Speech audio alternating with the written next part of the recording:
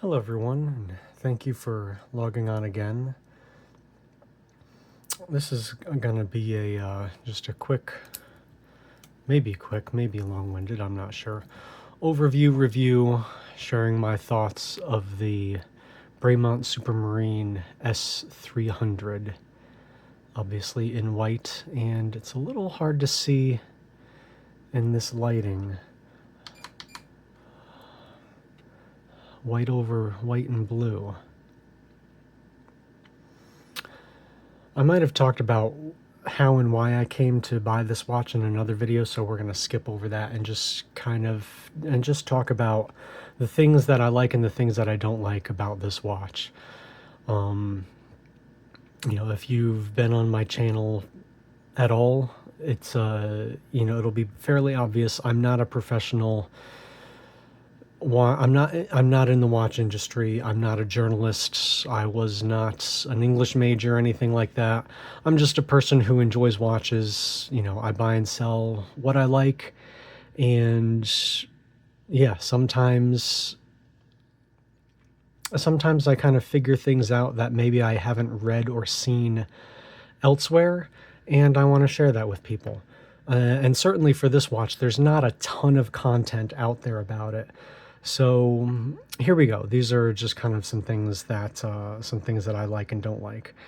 I usually like to end on a positive note, so we'll get the things that I don't like out of the way.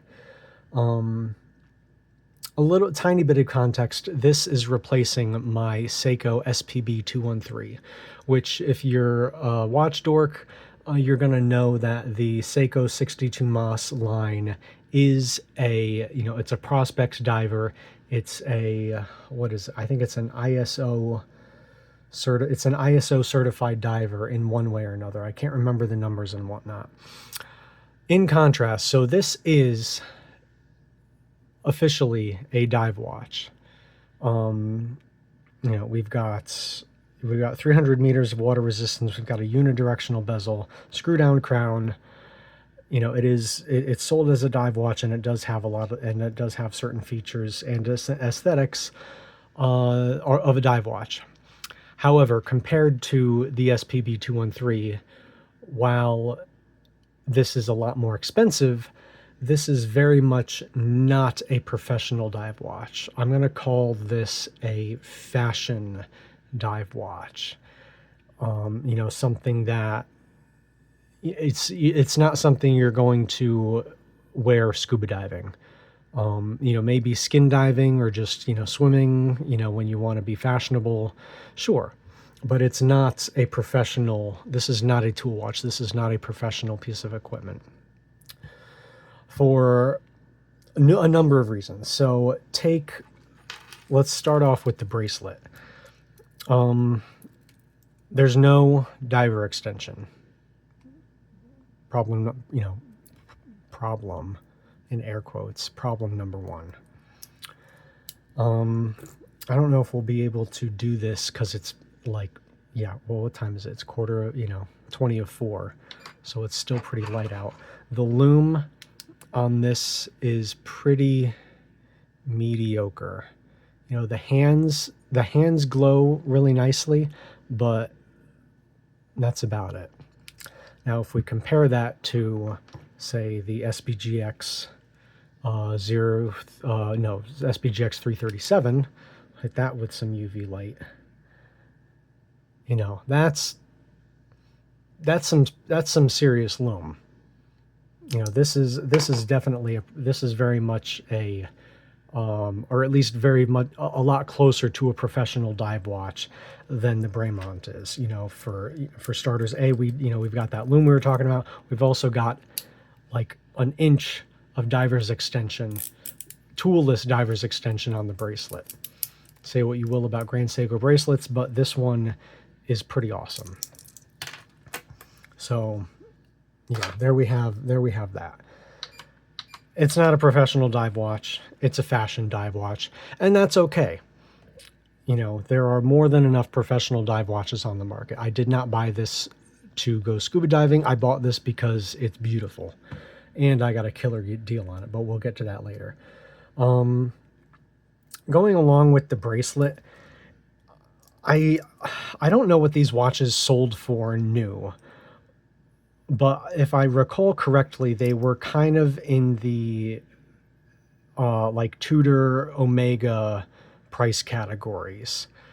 So imagine, like, maybe competing somewhat with a Seamaster Professional, the Aquaterra, the Black Bays. In that instance, compared to those watches, this bracelet is a letdown. It just doesn't. It just feels. I can't describe it. It just feels a little chintzy and hollow, and unrefined. Like the edges are a little sharp. The there's really not any sophistication to the finishing, like on an Omega Seamaster bracelet, for instance, which is, I think, from what my memory tells me, is one of the best bracelets I've ever handled. The links are a little flat. It's just kind of boring. The clasp is really nice. It's not stamped. It is milled. It's very solid, and it's pretty tight. Now, so this is going to sound like an insult, and I don't necessarily mean it that way. The first thing I thought when I held this bracelet was the first thing I was reminded of was my San Martin Black Bay GMT homage. I don't know if that's a knock against Bremont or a compliment to San Martin, but that's just what I was reminded of when I felt this bracelet. Furthermore, there's zero taper. You've got 20. It's a full-on 20 millimeters the whole length of the bracelet, which makes it, it's not particularly heavy. Okay, maybe it's a little heavier than the Grand Seiko bracelet. But it just kind of contributes to the bulk of the watch, and it's a little bit I don't know, it just on when it's actually on the case, it just kind of looks, I don't know, I'm not crazy about it. All right, so that's out of the way. And then the last thing it's not really a criticism, so to speak. It's just something to be aware of when you're looking at if you're looking at dive watches or buying this watch. So like my SPB 213, the lug to lug on that watch was exceptionally compact. This one is on the longer side. I can't remember exactly what the dimensions are, but you can see it almost spans the width of my wrist, and I have fairly flat wrists. They're maybe like 6.6 inches in diameter. My wrists are not big, and they're pretty flat. We'll just move this up a bit. I'm pretty sure that the Grand Seiko here is 49 millimeters, maybe like 49 and a half lug to lug, and you can see that's about as long as my wrist can tolerate. And though the Bremont is only 40 millimeters in diameter, the lug to lug is on the longer side. It looks good. I like the lugs. It's just something to be aware of when you're shopping and wondering if it's going to fit you, how well it's going to fit you, if it's going to fit you at all. So, yeah, not crazy about the bracelet. It's not a professional dive watch. That's fine. It's, we're not judging it. I'm not judging it as such, and that's not why I bought it. Things that are really great.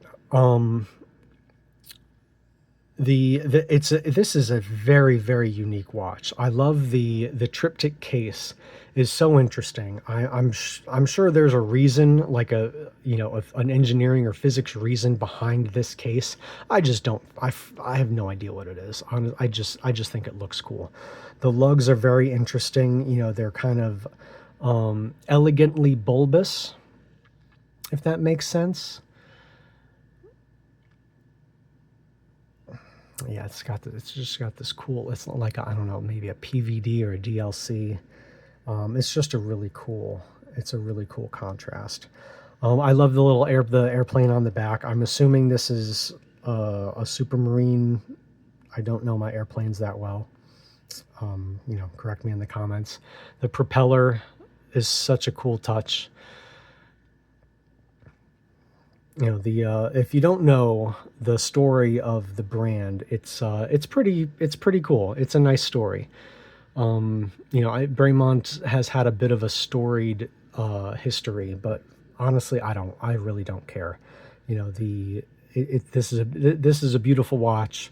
The company story is pretty interesting, and for the amount that I paid for it, I'm extremely happy. All right, let's keep going here.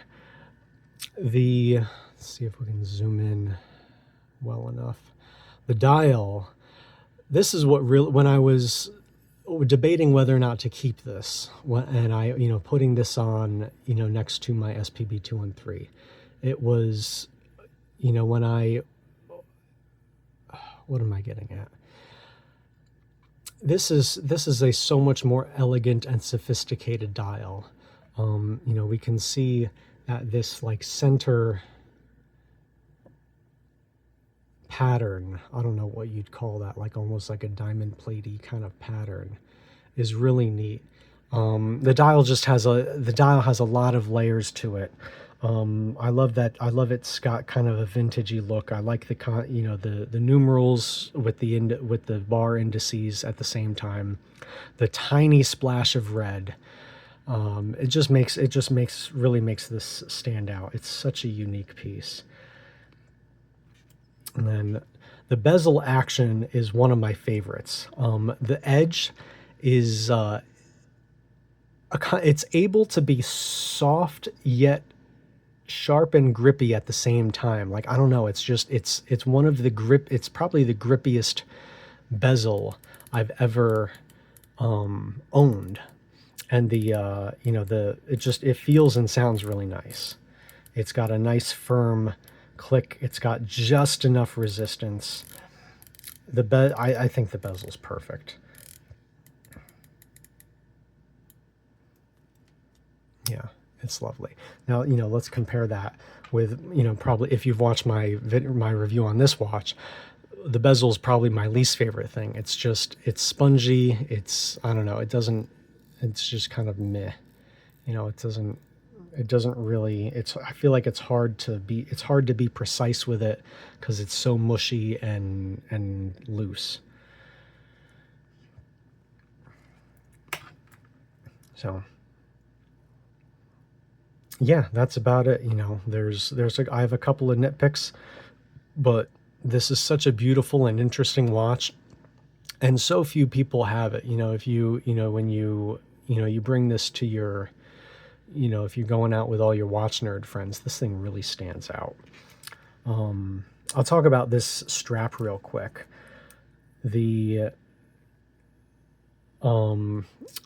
I was out to dinner with some, not watch nerd friends, and a gentleman had he had the D-lugs and he had an AliExpress in this, rubber strap in this clasp style.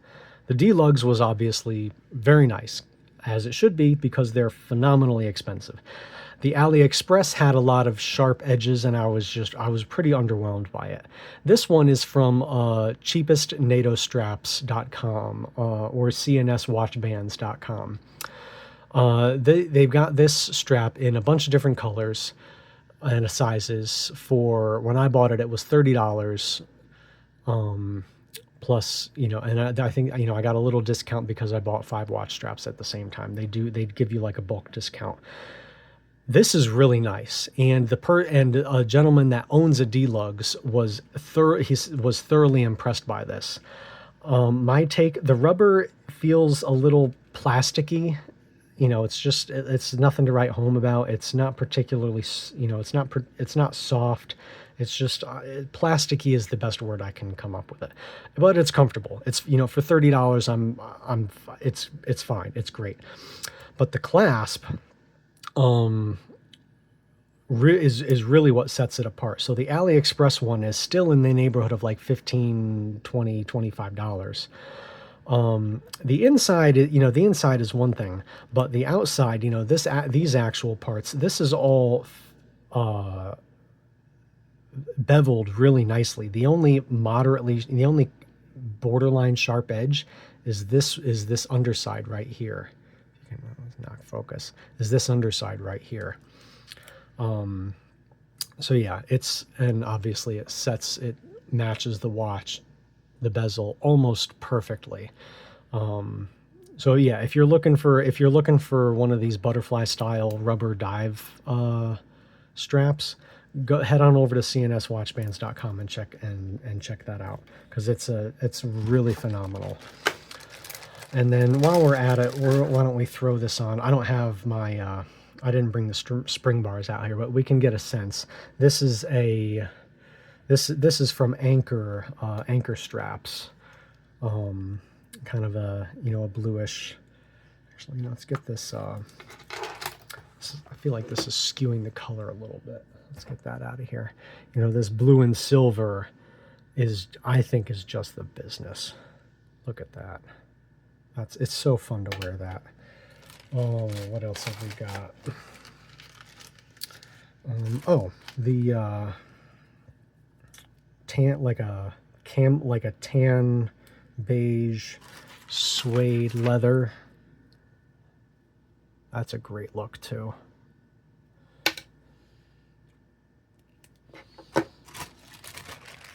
What else we've got? Oh, I've got way too many straps. Don't we all? Let's see what else. This kind of whatever color this is, like a grayish brown. Here we are. Actually, almost all of these watch straps are from cnswatchbands.com, and these are probably my favorite. These pebble leather straps. They're very soft, and they hold up really nicely. They're just lovely. I can't recommend them highly enough. That looks great too. And then we'll do, should be a blue leather pebble. Yeah, here it is. Check this out, guys. This is one of my favorites. If I can find the hole. There we go. Let's put that on. All right. Oh, I can't really find it. How good is that? There we go.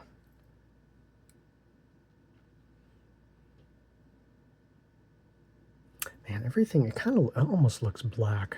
I don't know how to change that. I change the lighting a little bit. But yeah, that's one of my favorites. I don't have a red strap for it. I don't know if I'll get one, just because when I get a strap, I like to have it be useful for more than one watch. And red, nothing else in my collection is red. All right, we'll do one more, and then I'll wrap it up, because this is getting to be a really long video for what I thought was just going to be a quick little overview here. Check that out. So yeah, that's a little bit about the Bremont. What the heck strap did I have this? Oh, the rubber one. The Bremont S300 Supermarine. This was a store display model that I bought on eBay. I guess you could, use, I don't know. The seller said it was like a display model. So it's pretty much perfect. Taxed and shipped to my house, that was like $18.20. So I think that's I was absolutely in love with that price. So yeah, I hope you found this review helpful, and if you can get one of these in a color that you like for under $2K, I'd go for it. Oh, the box and stuff. I completely forgot about to do that. So, I don't know how well this is going to work. I really like the Bremont packaging. You know, so this was an eBay, you know, authenticity guarantee watch. It came with the card and this cool, oh, extra links. And this cool watch roll. I think more brands I think should do this, even though it's harder to store. But having a night like a leather watch roll instead of a box, I think is way more cool and interesting. You've got this lovely suede, and yeah, just kind of sets it apart, I think. Oh, hey, yep, and there's that. There's our blue again, our nice blue. So yeah, anyways, I hope you found this helpful, and I would definitely recommend you buy one of these, you know, at the right price. You know, if your budget is over $2,000, you get a lot more options. You know, you can, you know, if you want a Tudor Black Bay, go for it. If you know, there's a lot of Omega Seamaster and Aquaterra in the like 3 to 4K range. But yeah, if you want a really unique dive watch, and the colors speak to you in whatever colors they are, give this a chance. You know, they're really cool, and you know, you can not the market isn't huge for them, so I think you can haggle a little bit on them. Take care, everyone.